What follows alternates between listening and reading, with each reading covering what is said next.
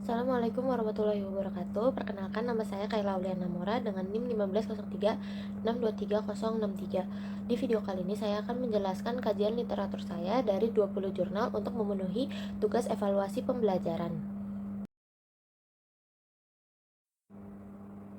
Evaluasi program pendidikan ataupun evaluasi pembelajaran merupakan hal yang sangat penting untuk meningkatkan kualitas dari proses ataupun hasil pembelajaran. Nah, untuk pendidikan vokasional sendiri, sangat penting untuk diadakan evaluasi pembelajaran karena kalau vokasional itu kan berorientasi pada dunia kerja atau dunia industri ya. Nah, biasanya kalau vokasional itu yang dipakai untuk mengevaluasi pembelajaran itu model CIPP. CIPP itu konteks, input, proses, dan produk. Nah, metode ini tuh dikembangkan oleh Staffelbeam pada tahun 1971. Metode ini gak hanya nilai hasil akhir, tapi juga mencakup aspek perencanaan, pelaksanaan, sampai hasilnya dari program tersebut. Nah, oleh karena itu, CIPP merupakan pendekatan evaluasi yang bersifat formatif dan sumatif untuk pengambilan keputusannya. Nah, berdasarkan kajian dari berbagai jurnal yang udah terakreditasi dan udah dipublikasi baik internasional maupun nasional, model CIPP itu udah banyak banget diadaptasi buat mengevaluasi pembelajaran di pendidikan vokasi. Seperti pada tahun 2020, Kristiawan itu menilai praktik kerja industri atau prakerin di SMK dengan model CIPP. Nah, dia tuh nemuin aspek input dan proses itu sangat penting uh, buat keberhasilan program prakerin ini. Lalu juga pada tahun 2020 juga Arifin dan Widya Santi mengemukakan bahwa evaluasi konteks sangat penting untuk memastikan keterkaitan antara kurikulum dan kebutuhan industri konstruksi. Lalu evaluasi input seringkali difokuskan pada kesiapan sarana, kualitas pengajar, dan keterlibatan mitra industri.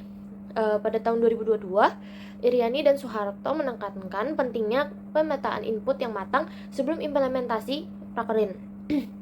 Biar nggak ada kesenjangan antara di sekolah dan di industrinya. Nah, lalu pada tahun 2023, Putri juga menunjukkan bahwa model CIPP efektif untuk merancang intervensi dan meningkatkan kompetensi lulusan SMK konstruksi melalui perbaikan proses pembelajaran dan pelibatan dunia usaha. Dalam pendidikan teknik bangunan, ini mencakup bagaimana siswa menerapkan pengetahuan dalam proyek yang nyata, kayak gambar kerja atau shop drawing, pengukuran di lapangan, sampai penggunaan software desain bangunan kayak AutoCAD, SketchUp, dan lain-lain. Nah, aspek produk dievaluasi dari hasil belajar siswa serta daya saing lulusan di dunia kerja. Studi yang dilakukan oleh Hartati pada tahun 2021 menyatakan bahwa lulusan yang mengikuti program vokasional dengan evaluasi CIPP menunjukkan peningkatan keterampilan kerja dan lebih siap untuk masuk ke dunia industri konstruksi. Nah, dalam lingkup internasional, jurnal oleh Ratman pada tahun 2022 juga memperkuat efektivitas model ini dalam menilai program pelatihan teknik sipil di Malaysia dengan fokus pada pemenuhan standar industri 4.0. Analisis dari berbagai literatur menyatakan bahwa model CIPP sangat adaptif terhadap pendidikan vokasional yang kompleks, terutama di bidang konstruksi dan properti. Nah, evaluasi konteks dalam CIPP ini berperan dalam menentukan arah kurikulum agar sesuai dengan tren kebutuhan dari industri. Lalu ada evaluasi input, dia itu fungsinya mendorong optimalisasi fasilitas praktik dan keterlibatan dari dunia industri. Lalu evaluasi proses ini menekankan pada manajemen di sekolah, pelaksanaan pembelajaran basis proyek atau yang biasa kita kenal project based learning. Lalu evaluasi produk ini mendorong pengukuran berbasis capaian kerja nyata, bukan sekedar nilai akademik, namun siswa-siswa yang bisa kerja. Nah, sintesis dari berbagai temuan menunjukkan bahwa keberhasilan evaluasi model CIPP sangat bergantung dan konsistensi pelaksanaannya di setiap tahapan.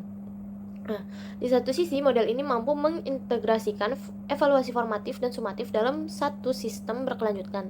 Namun di sisi lain kelemahannya itu terletak pada kebutuhan sumber daya yang besar untuk menerapkan evaluasi menyeluruh serta perlunya pelatihan evaluator agar dapat melakukan analisis secara objektif. Nah, selanjutnya ada komentar dan rekomendasi.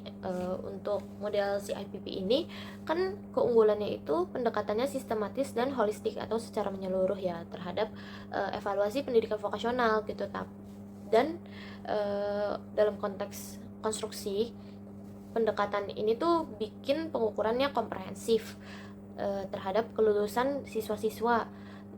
Jadi lebih bisa untuk menghadapi tantangan dunia modern gitu, dunia kerja. Karena udah sinkron.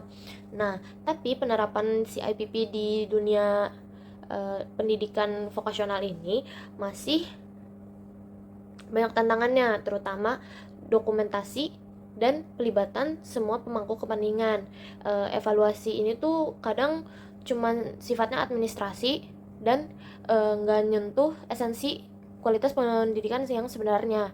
Selain itu juga belum semua satuan pendidikan vokasional bisa punya SDM yang kompeten untuk melakukan evaluasi CIPP ini. Karena itu, implementasi model ini butuh komitmen dari seluruh pemangku kepentingan, termasuk guru, industri, dan sekolahnya juga.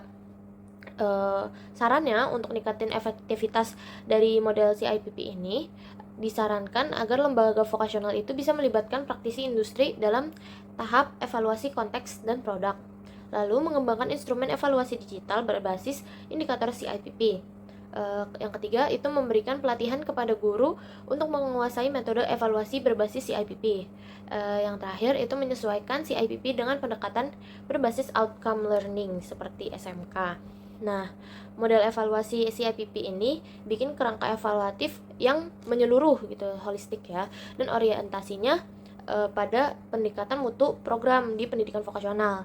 Dalam konteks teknologi konstruksi dan properti, model ini terbukti efektif untuk mengidentifikasi aspek yang perlu ditingkatkan, mulai dari konteks sampai hasilnya. Dengan pendekatan ini tuh pendidikan vokasional di bidang konstruksi dan properti nggak cuman jadi sarana transfer ilmu, tapi juga sarana transformasi kompetensi menjadi SDM unggul yang relevan. Jadi siswa itu nggak cuma dapat ilmunya doang, tapi juga bisa belajar untuk bekerja gitu loh. Dengan perkembangan teknologi dan kebutuhan industri masa depan. Namun, keberhasilan penerapan dari CIPP ini sangat bergantung pada komitmen semua pihak dalam menggunakan hasil evaluasi sebagai dasar pengambilan keputusan dan perbaikan berkelanjutannya. Nah, sekian saja dari saya. Kurang lebihnya mohon maaf. Wassalamualaikum warahmatullahi wabarakatuh.